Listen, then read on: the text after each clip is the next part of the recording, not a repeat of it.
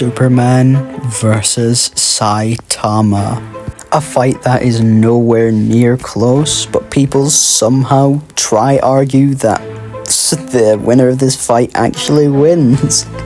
Now, without further ado, let's settle this debate, starting with Saitama. Now, for lower end feats, he's casually able to one-shot monsters that can completely and utterly wipe out multiple cities. Like, that's not even contentious. In the show, in the manga, it's constantly seen, so there's no really need to argue it. He's able to survive being kicked from Earth to the moon and jumps right back. He's able to punch back Boros' energy, full of it, that could slice off a chunk of the Earth's surface. And we know he's holding back in this punch, even though he says it's a serious punch.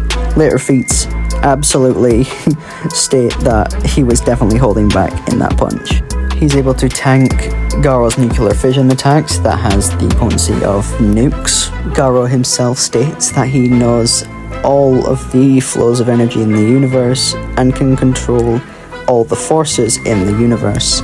That includes things like black holes, supernovas, and much, much more. Saitama is able to tank Garo's gamma ray burst that has the force of when a star meets its end, aka a supernova, with minimal damage caused to him at all.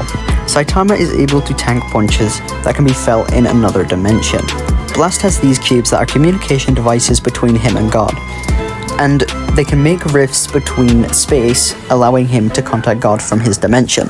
We can assume that there are 4 dimensions inside of the One Punch Man verse solely because these particles and antiparticles move opposite to each other in a temporal flow. Particles move forward while antiparticles move backward in time. These cannot be perceived in the normal 3D dimension. We don't know how high up God's dimension actually is, or if Cosmic Garo is using the full 4D power to hurt Saitama, but I'll give him the benefit of the doubt and say he is. With this, Saitama is able to take punches from his own strength, and at worst get a nosebleed from it.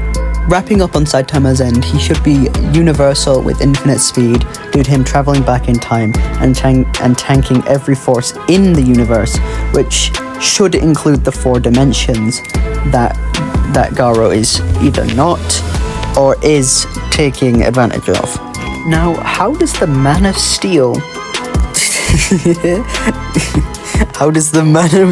compare to Saitama? At low ends, Superman has stated himself that he can survive inside of black holes and that it barely affected him.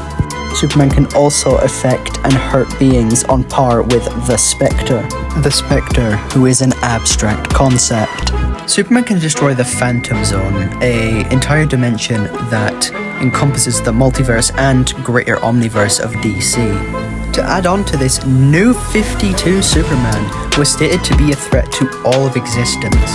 All of existence within DC has multiple statements of infinite worlds and dimensions. Superman goes from shattering space and time to transcending space-time, and then saying that space-time has lost their meaning to him. He's flew through the Overvoid, which encompasses the Bleed. The Bleed is the space between the parallel universes within DC. Superman can even contain the Bleed in his own body. Superman can fly faster than imagination. And imagination is a core concept in DC that created things like the Speed Force and the 5th Dimension. The 5th Dimension, or the Imagination Dimension, that is the blood of the multiverse, which Superman could destroy. Along with the fact Superman has been stated to have infinite strength and can lift every story within the infinite book of pages inside of DC, I'd say he has a large advantage over Saitama. At a low ball, Superman should be complex, multiversal, with immeasurable speed.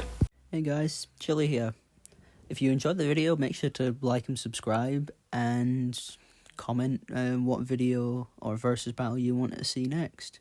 Until next time,